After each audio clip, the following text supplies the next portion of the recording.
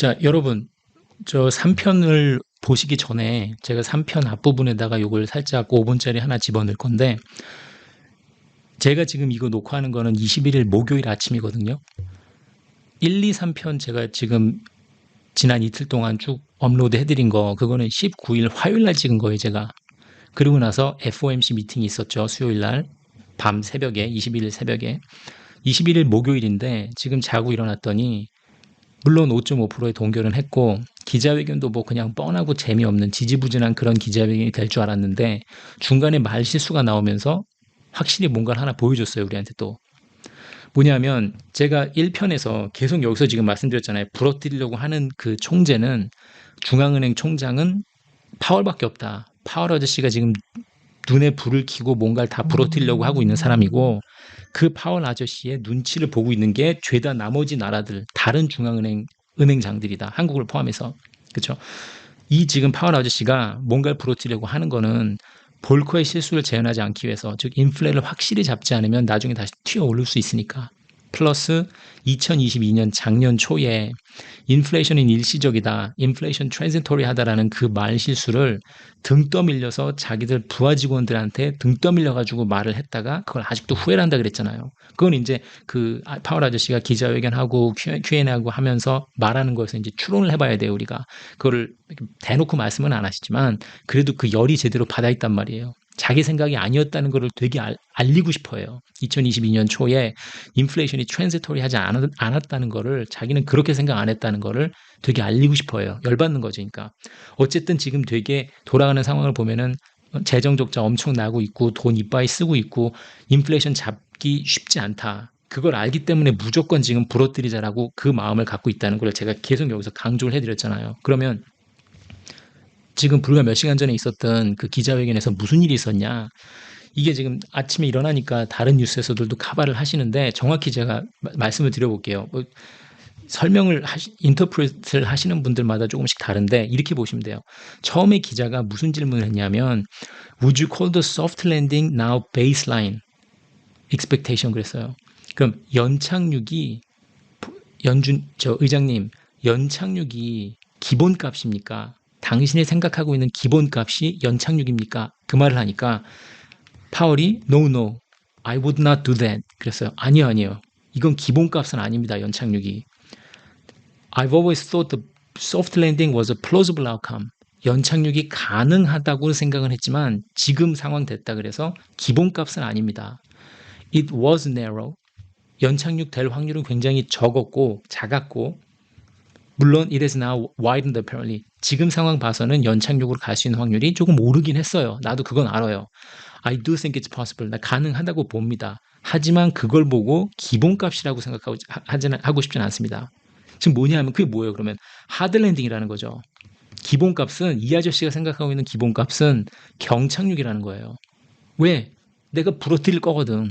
5.5%에 가지고 있고 페드 밸런스 그 대차 대조표 줄여가면서 계속 긴축해서 부러뜨릴 거거든, 경제를. 부러뜨려야지만 인플레이션이 잡히는 거고, 확실히 부러지지 않았는데 어설프게 금리를 인하하거나 재무제표 축소, 긴축하는 거를 멈추면 바로 인플레이션이 다시 튀어오르면서 내가 할 일을 제대로 못하는 거니까. 니네 재무부, 국회, 니네 마음대로 돈 지금 미친 듯이 돈 쓰고 있잖아. 니들 알아서 해. 나는 거기에 재정 적자를 메꿔줄 생각도 없고 QE를 할 생각도 없고 나는 내 갈 길 갈란다. 너네 니들 할 대로 해라. 왜냐면 내가 부러뜨릴 수 있는 게 확실하거든. 이 말을 하는 거예요, 지금. 그러니까 즉 이게 의중이 읽힌 거죠. 여기서 No, no, I would not do that 그러는 게. 연착륙이 나한테는 기본값이 아니야. 그러고 나서 두세 명 지나서 다른 기자가 이런 말을 했어요. I was little surprised to hear that soft landing is not your primary objective. 나 좀 놀랐어요. 당신 지금 연착륙을 향해 달려가는 게 아니라는 소리예요? 이 말 한 거예요, 질문이. 의장님, 연착륙을 향해 달려가는 게 아니었어요? primary objective. 그러니까는 파월 아저씨가 뭐라 그랬냐면 to begin, soft landing is our primary objective and I did not say otherwise. 맞아요. 연착륙을 향해 달려가는 건 맞고 안 달려간다 그런 적 없었어. 뭐냐면 이 아저씨는, 파월 아저씨는 여기서 연착륙을 향해 달려가지 않습니다라고 말한 게 아니라 연착륙이 기본값이 아니라고 말한 거예요. 즉 경착륙이 될 확률이 높다 그런 거지. 그 다음 기자가 여기서 파월이 했던 말을 바꿨잖아요. 그러니까는 일부러 그런 건지 어떤 건지 모르겠는데 여기서 primary objective는 그걸 향해 달려가는 건데 내가 언제 안 달려간다 그랬냐. 달려는 가지만 당연히 나도 소프트 랜딩 원하지. 파월 의장 말 나도 당연히 소프트 랜딩 원하는데 하드 랜딩 될 확률이 높다는 거지. 왜? 내가 오랫동안 가지고 있을 거거든. higher for longer 할 거거든. 그 말을 하면서 그 다음에 That's what we've been trying to achieve all this time. 나 우리 여태까지 연착륙을 향해 달려가고 있었어. 내가 언제 안 그랬대? Worst thing we can do is to fail to restore price stability. 단 우리가 연준이 가장 할 수 있는 큰 실수는 인플레를 못 잡는 거 아니야. 그러니까 인플레를 잡기 위해서 나는 그 인플레를 잡는 게 primary objective고 인플레를 잡는 걸 향해 달려갈 건데 그 인플레를 잡는 와중에 소프트 랜딩도 생긴다면 누이 좋고 매부 좋고지 다 좋은데 그렇게 될 확률이 적다. 하드 랜딩으로 갈 확률이 높은 거다. 이게 지금 말실수를 한 거예요. 말실수라기보다는 그 파월 아저씨의 의중을 읽을 수 있는 그 두 명의 기자하고 지금 인터랙션이 있었던 거예요, 아침에. 이 부분을 다른 뉴스 채널에서는 어떻게 설명하실지 모르겠는데 좀 다르게 설명하시더라고요. 제가 보기엔. 근데 뭐 어쨌든 제가 드리고 싶은 말씀은 여기서 제가 1편에서 19일 날 화요일 날 찍으면서 계속 부러뜨릴 거라고 부러뜨리기 때문에 그게 흘러 한국, 유럽, 중국, 일본 이렇게 흘러가면서 전부 다 같이 떨어질 거기 때문에 한국 부동산도 작살이 날 겁니다. 이 여파에 의해서. 그리고 이제 우리는 겨우 시작한 수준입니다. 이 슬라이드에서 말씀드린 것처럼 겨우 이제 도달한 지 2달, 3달밖에 안 됐습니다. 5.5%에 기다리세요.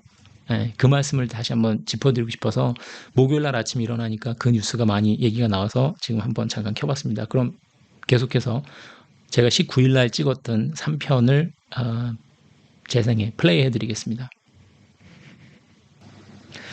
자, 그럼 뭔가가 다 부러지고 안 좋게 흘러가는 그런 분위기가 이제 시작이 되고 있는데 더 이렇게 전반적으로 번지고 있는 상황인데 미국 경제가 그렇게 둔화를 하면 한국에 미치는 영향은 어떻겠냐. 만약에 미국에서든 한국에서든 모든 게 서서히 진행만 될 수 있으면 괜찮을 수 있어요. 모든 게 서서히. 그러니까 정부 입장에서나 연준이나 한국중앙은행 입장에서도 이 서서히 진행될 수 있도록 계속 노력을 하고 있는 거예요, 지금. 집값이 떨어지면은 급격하게 떨어지는 것 같으니까는 부양책 갖다 넣고 규제 풀어주고 하면서 모든 게 지금 서서히 그러니까 연착륙 시키는 게 모든 게 지금 포커스가 돼 있는 거 아니에요. 급격한 변화나 폭등, 폭락 이런 것들이 사람들의 그 두려움을 퍼블릭 피어를 가져오게 하고 금융 위기를 몰고 올 수 있는 그런 충격을 증폭시키기 때문에 모든 게 다 제발 서서히 점진적으로 해결되기를 바라고 그렇게 노력을 하겠죠.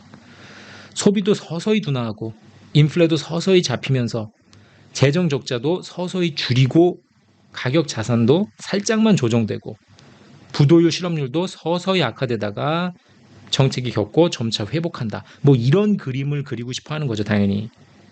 이렇게 되겠느냐, 문제는. 이런 꿈 같은 시나리오라는 거죠. 보통 영어에서 말할 때 올라갈 때는 계단으로 올라갔다가 내려올 때는 엘리베이터 타고 내려온다. 이렇게 표현하는 게 있거든요. 네, 내려올 때는. 직방이라는 거, 직방. 역사적으로 봤을 때 13년 동안 0% 놓고 전 세계가 같이 빚잔치를 하고 돈을 풀어 제끼고 그 양 어마어마하게 갖다 돈을 풀어 제끼고 그렇기 때문에 지금 나라마다 다르지만 정부 빚, 기업 빚, 가계 빚이 최대치를 찍고 있는 이 상황에서 5.5%라는 그 금리를 갖다가 그냥 틀어막고 갖다 쑤셔 넣기 시작을 했는데 이게 충분히 모든 걸 갖다 다 부러뜨리기 충분한 상황이 온다는 거죠. 결국 이 모든 게 서서히 올 수 있다라는 이 꿈은 그냥 꿈으로 끝날 수밖에 없다.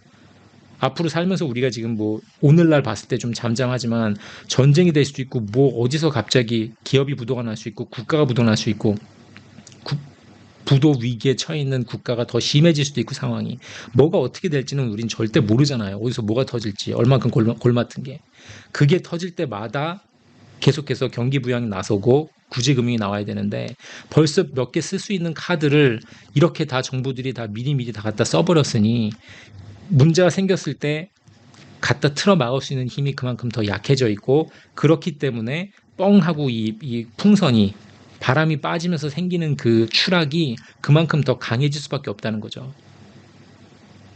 한국 상황은 어떻게 봐야 되냐 그러면 미국이 이렇게 되면 한국에는 어떤 영향이 미치냐. 자, 지금까지 상황으로 봤을 때 한국에서 지금 나오는 분위기가 야, 집값 바닥 찍은 것 같으니까 분양가 오르고 있는 것 같으니까 전세값 다시 오르는 것 같으니까 지금 다시 집 구매 대열에 뛰어들어야 되는 거 아니냐. 많이들 뛰어드신다고 해요. 특히 30, 40대 분들이.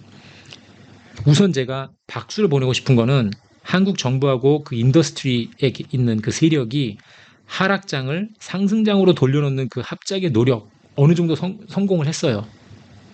뭐 미분양 숫자를 뭐 조작을 했건 뭐 발표 안 하면 되니까 내놓지 않으면 되니까 정부 부양책이 됐건 정부에서 내놓는 그 론이 됐건 론 패키지가 됐건 규제를 풀어주는 뭐가 됐건 국민들을 헷갈리게 하는데 충분히 성공을 했습니다. 이건 잘했어요. 성공을 했어요. 우선 1차적으로. 근데 문제는 이렇게 성공을 하는 게 잘한 건지 앞으로 이걸 계속 유지를 할 수 있을지 여기서 성공을 했기 때문에 더 헷갈리는 메시지를 보내면서 더 많은 국민들이 빚을 내가지고 뛰어들었을 때 이전에는 만약에 이 덩어리에서 그냥 떨어졌으면 한 40% 손해보고 죽어나가고 피눈물 흘리면 된 거를 지금 다시 거기다가 거품 끼게 하면서 거품을 끼게 하는 동안 계속해서 부채는 더 늘어났으니까 정부 부채는 정부 부채대로 개인 빚은 개인 빚대로 계속 더 늘어났으니까 40%만 나가 떨어지면 될 거를 이제는 60%, 70%가 나가 떨어져야 될 수 있다. 더 많은 사람들이 고생할 수 있다. 그러니까 나눠서 고생하는 거죠. 그러니까 집 없던 사람들까지 끌어들여 가지고 이러한 형국이 더 되지 않겠느냐 이 말씀이에요. 저는. 자, 그 다음 장 가기 전에 여기 보면 정부가 지출을 늘려야 된다라고 이제 말씀하시는 그 얘기가 좀 있는데 재정을 더 써야 된다는 목소리는 뭔지는 아는데 지금 안 쓰려고 안 쓰는 게 아니라 못 쓰는 거죠. 요거를 꼭 한 번씩 짚어주셨으면 좋을 것 같아요. 지금 여기서 보면은 코로나 하고 하면서 이 올라가는 이 추세 이게 지금 정부 빚이거든요. 예, 한국 정부 빚, GDP 대비 정부 빚인데 이 2022년 말까지만 해도 50% 미치였는데 현재 지금 뭐 51.5%인가요? 뭐 상반기 기준으로 예, 그렇게 알고 있는데 이게 너무 급격하게 오르고 있기 때문에 이거를 쓸 수가 없는 거죠. 예, 써야 되는데 왜 안 쓰고 있냐라고 너무 이렇게 탓하시는 것보다 제가 보기에는 안 쓰는 게 맞아요. 정부 빚을 덜 내려고 하는 게. 예, 아니면은 뭐 세금을 올려서 그걸 충당을 하든가 비는 돈을. 근데 하여튼 지금은 안 쓰는 게 아니라 못 쓰는 것 같고 앞으로 지금 터져가지고 문제가 생길 때마다 정부 빚을 더 늘려야 되는 그런 형국인 걸 알기 때문에 안 쓰는 게 아니라 못 쓰고 있는 것 같아요. 지금 그래서 한국 상황을 좀 더 보면 지금 이 상황에서 집을 산다고 하고 가격이 다시 오른다고 하는 게 제가 너무 이해가 안 되는데 지금 집을 산다는 거는 가격이 더 오를 거라는 거에 베팅을 하고 있는 거 아니에요. 그러면 가격이 더 오를 거라는 건 앞으로 지금 우리가 지난 6개월, 9개월 동안 6개월 동안 봐왔던 정부가 해줬던 그 모든 부양책하고 이런 게 혹시라도 문제가 생기면 그 정부가 찔러줬던 부양책이 다 다시 생겨야 되고 앞으로 경제 상황도 더 나아져야 된다. 이 입장이라는 거거든요. 그걸 어떻게 다시 또 기대를 하고 지금 앞으로 나아질 거라고 생각을 하는지 있는 사람들이 파는 건 이해를 하겠지만 이거를 다시 지금 빚을 얹고 들어가서 사고 더 오르면은 또다시 fear of missing out, FOMO 때문에 지금 들어간다고 하는 게 얼마나 저는 이해가 안 되냐면 지금 한국 상황을 보면은 경제가 뭐 미국이야 GDP가 다시 상향 조정된다고 하지만 한국은 지금 계속해서 하향 조정되고 있죠. GDP가. 성장이 더 악화될 거라고 나빠질 거라고 낮아질 거라고 하고 있는 거고 누가 봐도 지금 수출은 계속 작살 나고 있고 미국 입장을 봤을 때 걔들이 기준금리를 5.5%로 유지를 계속 할 거고 제가 지금 여태까지 한참 설명을 드린 거고 왜 파월 아저씨는 죽어라 저걸 부러뜨리려고 끝까지 유지를 할지 한국 입장에서는 기준금리는 못 올리고 있지만 시중금리 오르고 있고 주담대 금리 올라가고 있는 상황이고 길게 봐서는 출생률 지금 0.7명까지 떨어졌으니까 인구 절벽화되면서 10년, 15년, 20년 되면서 사람들 없고 애들 없어가지고 군인할 사람 없고 사람들 전부 다 줄어들면서 전체 인구가 줄어드는 현상이 일어나고 더 노인분들 많아지면서 집값이 올라갈 수가 없는데 여기다 대놓고 무슨 뭐 1인 가족이 늘어나니까 어떻게 돼요? 이런 소리만 해가면서 공급이 뭐 부족했으니까 계속 오를 거라고 일단 말도 안 되는 소리만 하고 기초 체력 자체가 약해져 있는 가계부채, 기업부채 봤을 때 전 세계 1위, 2위, 3위 하고 있는 상황이고 정부 부채도 지금 급격하게 상승하고 있는 상황. 이 지금 안 좋은 베이스가 되고 있는 그 상황이 벌어지고 있고 한국에서는 좋은 걸 찾아볼래야 찾아보기가 굉장히 힘든 상황이에요. 한국 지금 경제를 봤을 때. 이게 지금 첫 번째 바탕을 깔려 있는 거고. 근데 이 상황에서 내가 지금 집을 산다는 거예요. 집 사는 사람들은 집값이 오를 수 있으니까. 그리고 2022년에 금리 인상이 시작을 하면서 수년 만에 처음으로 금리 인상하면서 대중 심리가 한번 확 꺾였었죠. 사람들이 확 쫄았잖아요. 이 쫄아가지고 급격하게 떨어지니까 집값이 그거를 정부가 심폐소생술로 겨우 회생을 시켜놨단 말이에요. 그럼 이게 내년에 다시 한번 무슨 이유가 됐든지 간에 한번 확 꺾이면 또 꺾일 거예요. 이걸 안 꺾일 거라고 생각하시는 것 자체가 멍청한 건데 이게 다시 한번 꺾이면 무슨 이유가 됐든지 간에 그럼 또 그때 다시 심폐소생술을 기대를 하는 거예요. 여러분들은 사시는 분들은. 심폐소생술 한 게 더 크게 나와야 되는 게 지금 우리가 여태까지 봤던 게 40조, 44조였나요?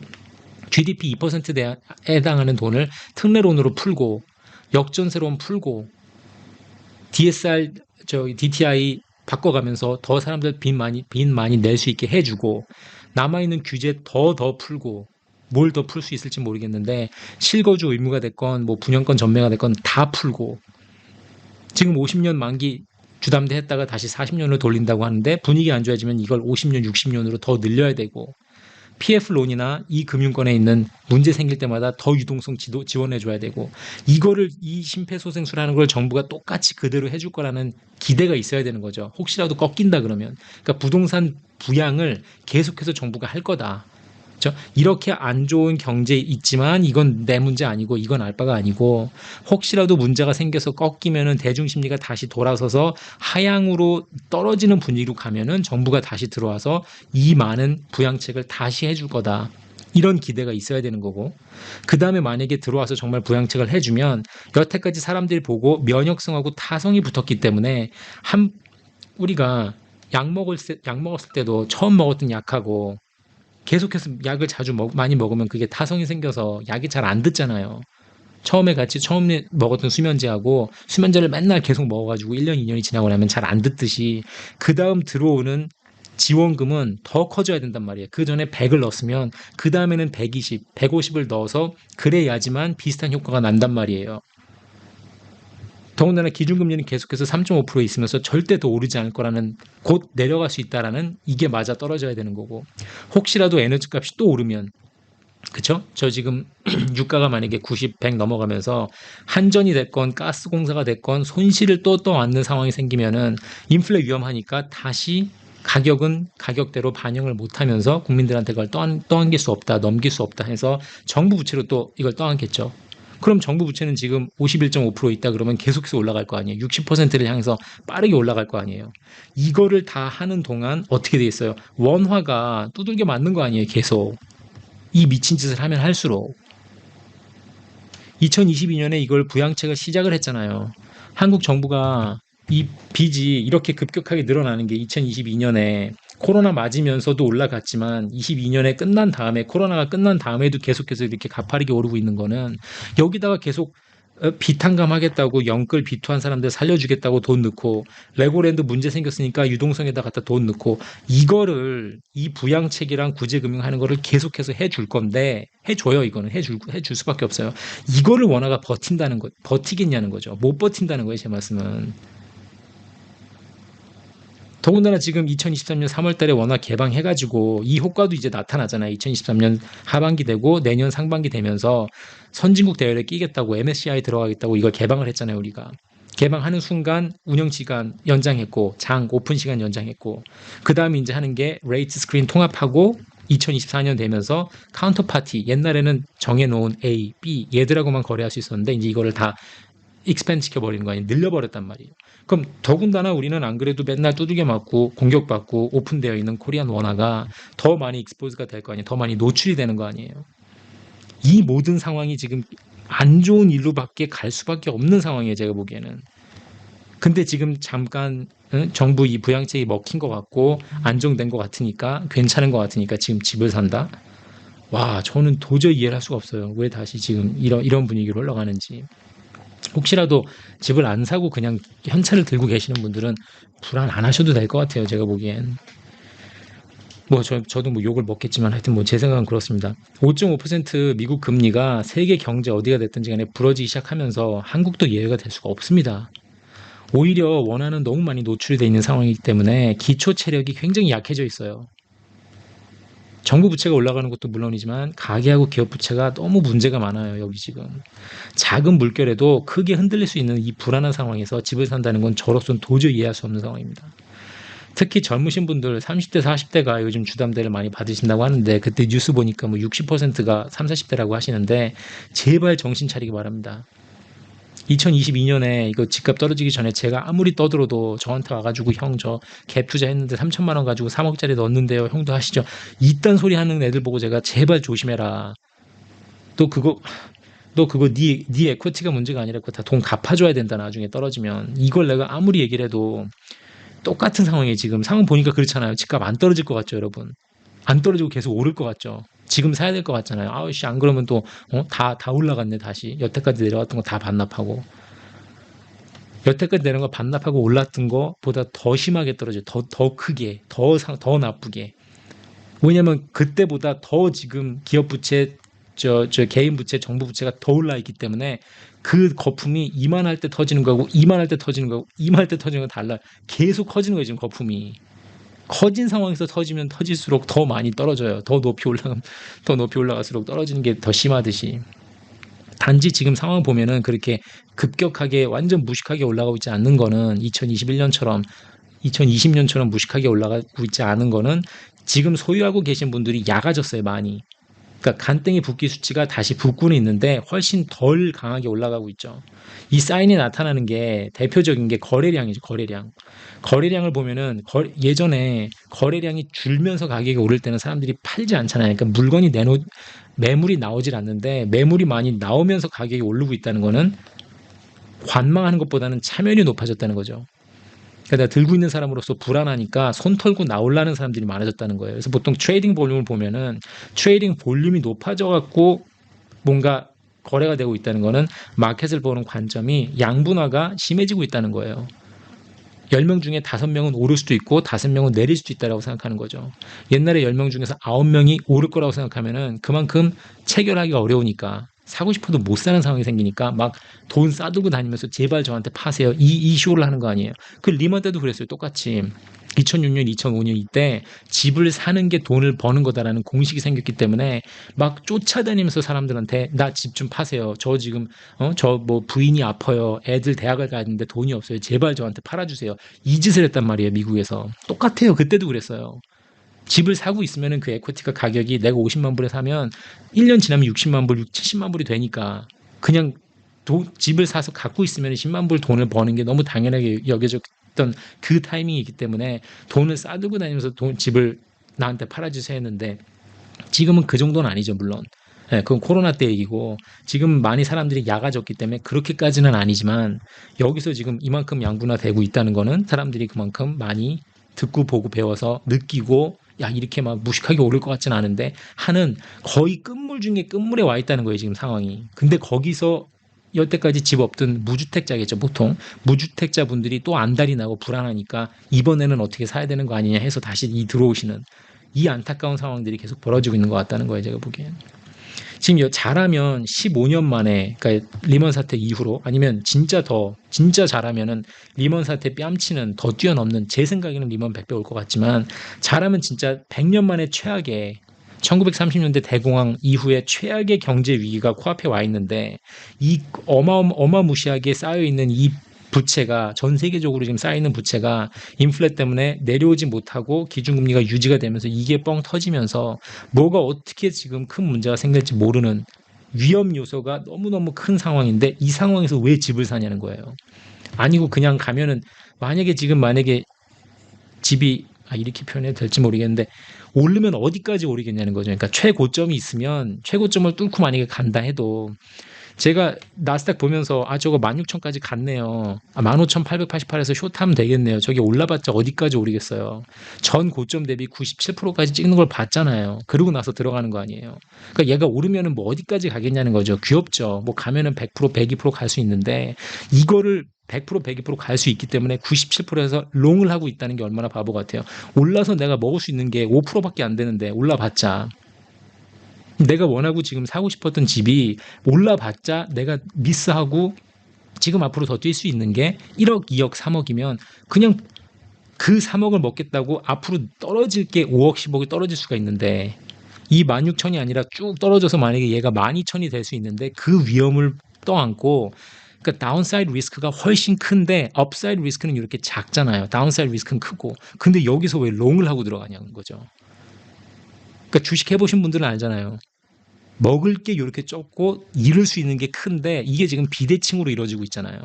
근데 여기서 왜 이걸 들어가겠냐는 거죠. 그게 너무 답답하다는 거죠. 저는 이 제가 말씀드리는 경제 이론이나 바탕을 이해를 못 하시는 건 좋아요. 근데 앞으로 오르려면 얼만큼이나 더 오를 수 있겠느냐. 뭐 그런 거예요, 제 생각은.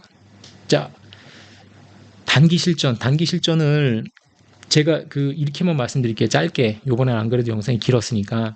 제가 8월 말에 8월 29일 영상에 지루할 것 같습니다. 앞으로. 그러면서 하품하는 그림 올려가면서 말씀드렸던 거 있거든요.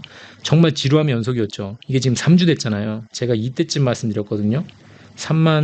이게 지금 다우로 봤을 때 34,600이었나? 네, 근데 어쨌든 지금 이만큼 해서 34,900에 와 있으니까 지루함 연속됐고 이 나스닥을 봐도 15,000 뭐 300인가 400인가 그랬어요. 하여튼 뭐 연락 왔다 갔다 하면서 그냥 이대로 가 있잖아요.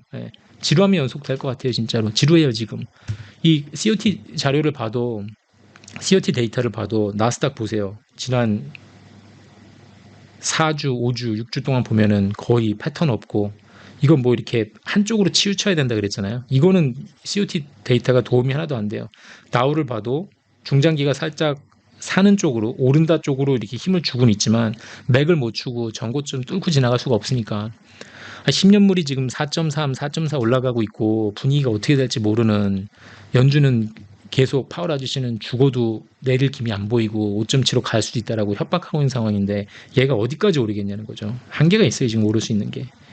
그러니까 만약에 더 올라가지고 저는 지금 35,300에 숏 쳤던 거 그냥 아무것도 안 하고 그냥 두고 있는데 얘가 만약에 35,600, 35,900 간다 그러면 그냥 그 틈 타가지고 숏을 더 늘리겠죠. 숏 포지션을.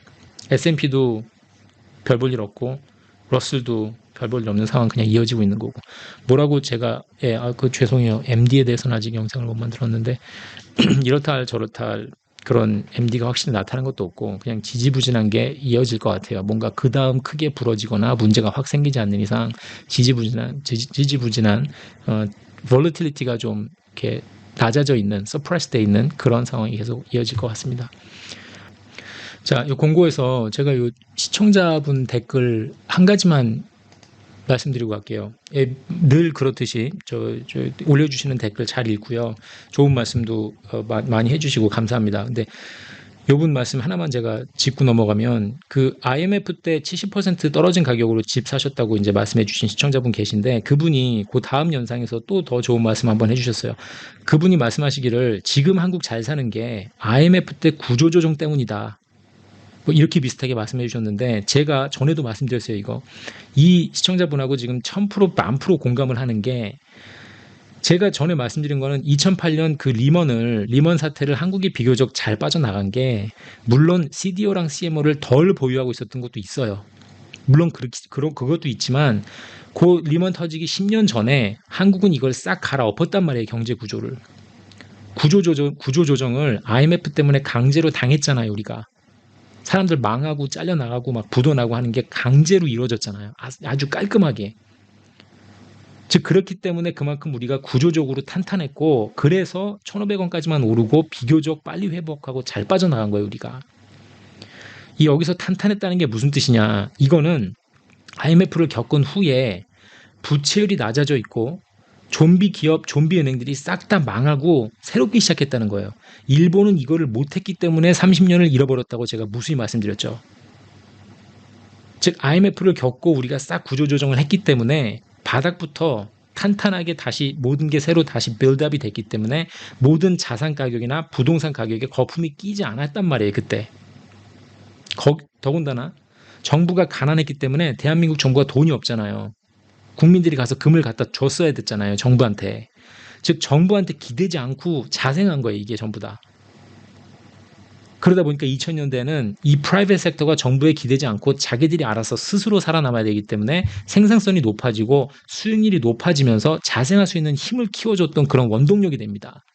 일본은 그걸 못하는 거예요, 지금. 그럼 무슨 말이냐면 자본이나 자원이 생산적인 곳으로 흘러들어가게 돼 있고 열심히 일하고 열심히 모으고 국민들은 열심히 저축을 하면 그 저축되어 있던 예치금은 은행을 통해서 높은 금리에, 절대 저금리가 아니죠, 고금리에 생산성이 높은 기업으로 대출 형태로 기업한테 나가면서 그 기업은 어떻게 돼요? 기술력을 발달시키고 수익성이 좋은 기업들만 살아남을 거 아니에요. 고금리에 내가 돈을 빌려야 되니까, 0%가 아니니까.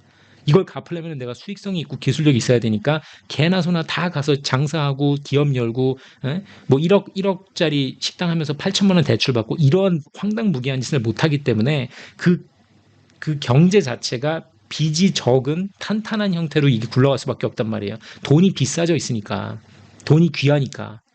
그러니까 이런 형태로 해서 그 기업 성장을 지원을 한단 말이에요, 은행 입장에서는. 국민들이 저축을 잘하니까 내가 은행에 넣어놓으면은 5%, 6%, 7% 돈을 받으면 어디 가서 주식 투자하고 부동산에다 갖다 투기하지 않고 은행에 갖다 차곡차곡 넣잖아요. 그럼 그 돈이 흘러가지고 기업들한테 자연스럽게 대출로 나간단 말이에요. 그럼 대출 나갈 땐 7%, 8%, 9%에 빌리잖아요. 그 7, 8, 9%, 10%의 대출 금리를 갚을 수 있으려면 사장 입장에서 아무렇게나 그냥 준비성 없이 막 들어가서 장사할 수 없단 말이에요. 뭐가 됐든지 간에, 어떤 사업이 됐든지 간에. 그러다 보면은 그 기업이 뭐 식당이 아니고 뭐 제조업이라고 치면은 그 제조업 회사가 글로벌 시장에 나가서도 다른 나라 회사들을 이기겠죠. 그만큼 기술력이 없으면은 내가 자신이 없으니까 빚을 내지도 않았을 거고 공장을 짓지도 않았을 테니까. 그러다 보면은 나가서 일본 기업이 됐건 대만 기업이 됐건 미국 기업이 됐건 때려잡고 이긴단 말이에요, 우리가. 그러면은 국민 모두가 잘 살게 되는 탄탄한 구조가 만들어지는 거예요, 이게. 이때 IMF 때 구조 조정을 했다는 게 이게 되게 중요한 거예요, 그러니까. 일본이 이걸 못하고 있기 때문에 저렇게 비실비실하면서 다 잡혀먹고 잡혀먹히고 나가 떨어지는 거고, 일본은 절대로 무슨 섹터가 약해서 어느 섹터를 포커스하면 될 겁니다. 이게 아니라 그랬잖아요, 제가. 그러니까 저 정상금리가 굉장히 중요한 거고, 한국은 지금 너무너무 약해져 있는, 이 기초 체력이 굉장히 약해져 있는 상태이기 때문에 이 빚의 무게를 못 이기고 빚에 짓눌려서 나가 자빠질 거란 말이에요, 지금 한국은. 바란다는 게 아니라 그렇게 갈 확률이 굉장히 높기 때문에 왜 지금 집을 사셔야겠냐. 이게 답답해서 계속 말씀드리는 거고, 지난 10년 동안 10년 넘게 한국도 서양 선진국이 하는 그걸 그대로 따라하고 혹은 더 심하게 따라하다 보니까 지금 사면초가잖아요. 기준금리를 올릴 수도 없고 낮출 수도 없고 시중금리가 올라도 안 되고 내려도 안 되는 이런 황당한 상황에 지금 처해 있단 말이에요, 우리가. 부채율만 놓고 봤을 땐 지금 1등, 2등, 3등 하고 있는 이런 한심한 나라로 전락해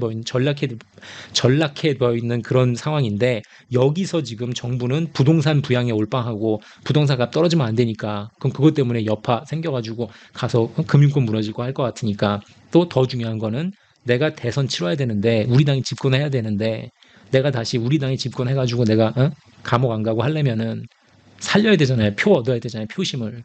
그러니까 지금 다시 그냥 사람들 다시 집 사야 된다고 들썩이게 만들어버리는 거죠. 이게 진짜 안타까고 너무 슬픈 상황이에요, 지금. 이 시청자분이 말씀해 주신 이 IMF 구조조정 때문에 우리가 2000년대를 잘 버티고 리먼을 잘 버텼다. 이걸 생각해 봐야 돼요. 이 방향으로 가는 게 맞는데 이렇게 못 갈 겁니다. 여태껏 지금까지 하여튼 돌아가는 상황 보면 하여튼 그래요. 제 입장에는 저게 집값이 뭐 더 오를 수는 있겠지만 고점 대비 얼마나 오르겠느냐. 그리고 저게 오르는 게 지금 뭐 1년 오르는 게 중요한 게 아니에요. 떨어질 때는 어마어마하게 더 떨어지고 고점 대비 7, 80% 떨어진 값에 주춤할 수 있는 상황이 올 거기 때문에. 그리고 1금융권 지금 뭐 요즘 주담대가 잘 안 나오는데 뭐 그걸 사인으로 받으면 되냐 뭐 그렇게 질문하신 분도 계신데, 지금 같은 상황은 아니고 그냥 연일 원화가 깨지고 한국이 난리가 났습니다라고 흔들리고 있습니다라는 그런 뉴스가 연일 나오고, 은행들이 반강제적으로 대출을 줄여야 되는 상황이 와요. 자본율이 깎아먹히니까. 왜냐면 그러니까 대손실이 나기 시작해야 돼요, 우선. 그러니까 딜리퀀시가 연체율이 더 많이 올라가고 대손실이 더 확실히 나는 추세가 보이면서 은행들이 몸을 사리려고 하는 그게 나와야 돼요. 아직 몸을 사리긴 무슨 몸을 사려요. 한국 지금 계속해서 그 주담대가 늘어나고 부채가 오르고 있는 상황인데요. 지금은 아직 전혀 그 집을 살 때가 아니라고 봅니다, 저는. 자, 어쨌든 거기까지 하겠습니다. 이번에 좀 길어서 아마 좀 나눠서 올려야 될 것 같은데 재밌게 보셨으면 구독, 좋아요 부탁드리고요. 다음번에 더 좋은 메타를 가지고 찾아뵙도록 하겠습니다. 감사합니다.